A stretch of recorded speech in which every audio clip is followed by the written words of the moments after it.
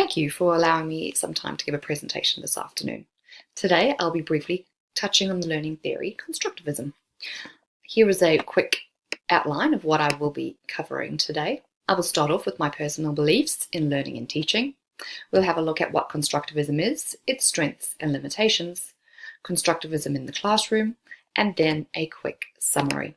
To start us off, I've put up a quote from Benjamin Franklin. "Tell me, and I forget. Teach me, and I remember. Involve me, and I learn." So my personal beliefs about learning is that students and learning should be at the heart of the education process. Students are all unique and individual, and therefore all learn differently. So I'd like my classroom to cater for all of those needs. I would like my classroom practices to be engaging and challenge students, as well as fostering that deeper learning. I would like to give, or I believe in giving my students the skills to survive in today's world, for them to become creative problem solvers, critical thinkers, have self-belief and resilience.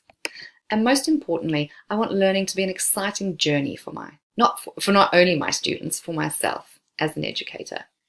I believe in these things as I've worked with some inspiring educators who have given me glimpses into how powerful some of these attributes can be for students and their learning.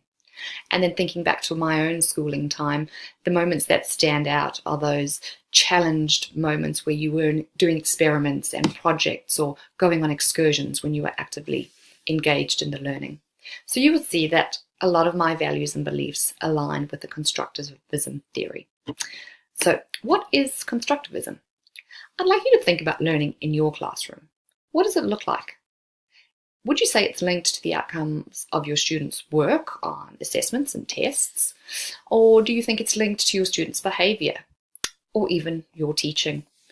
According to Marlowe and Page 2013, when students control their own learning, work out their own answers, construct their own interpretations, their learning becomes deep, more complete and embedded, thus enabling critical thinking.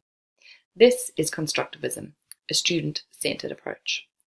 Piaget and Vygotsky are major contributors to this learning approach, and underpinning it is that that learning is constructed by the learner, who is mentally and physically active in the process.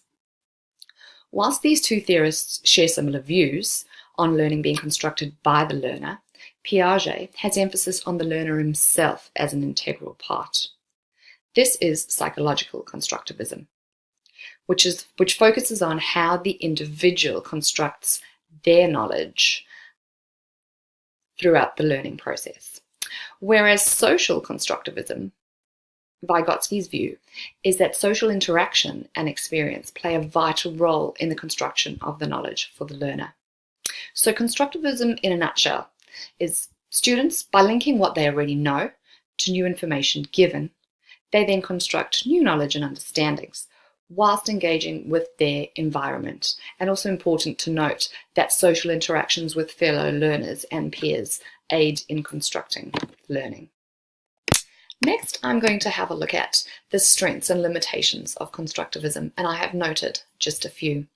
Duché and McNaugh state that the learner is at the center of this process. The student is in a powerful position, one that is in control of their learning, how they construct it, how they use it, how they reflect on it, and then essentially how they build on it. Bruner noted that students are more likely to remember what they learn if they problem solve and construct their knowledge on their own. This encourages active student participation, enhances student motivation, and develops those creative problem solving skills. Duché and McNaugh also noted that constructivism facilitates learning by collaboration. Essentially, students are learning from each other. They're bringing their own values, beliefs, prior knowledge to the table, discussing it with their peers, whilst respectfully challenging their peers' opinions, giving feedback, and reflecting on the process. All in all, resulting in knowledge and learning being co-constructed. Adams, 2007, wrote that a constructivist classroom values diversity. Constructivism practices are effective in meeting the needs of diverse learners, valuing each individual's prior experience and knowledge, and allowing them to build on this through discovery, inquiry, and problem solving. Next, I will move on to the limitations of the theory. Again, constructivism doesn't cater for all learning styles and types of students. There may be students who thrive on structure and direct instruction. So in a constructivism classroom, they may get frustrated. There are students who don't feel confident or capable in collaboration sessions, don't necessarily value their own opinion, or may just copy others or go along with their ideas instead of linking their prior knowledge to construct their own learning. It also requires student self-motivation. And if this isn't happening, there's not going to be much learning, collaborating, and challenging of ideas going on. Duchesne and McNaugh stated time constraints are another limitation to this learning theory. It takes a lot of time to allow for students to construct their own knowledge, and equipping students with the necessary social skills for group activities could take a while, as well as us as educators providing the right amount of support and scaffolding could also be extremely time consuming. As learning is also constructed from prior knowledge, if students have no knowledge or very little knowledge, they may fall behind in the learning process and get confused and frustrated. I'll quickly have a look at constructivism in the classroom. So applying it, you'll be using a lot of collaborative student-led learning, promoting learning through learners' participation, questioning, inquiry, investigation, problem solving. So looking at our group tasks, real-world problems to solve, and projects. Peer-assisted learning is also a great tool to use in the classroom. Here, students are learning from each other. We can construct those groups where we have our more knowledgeable students guiding and coaching other students throughout.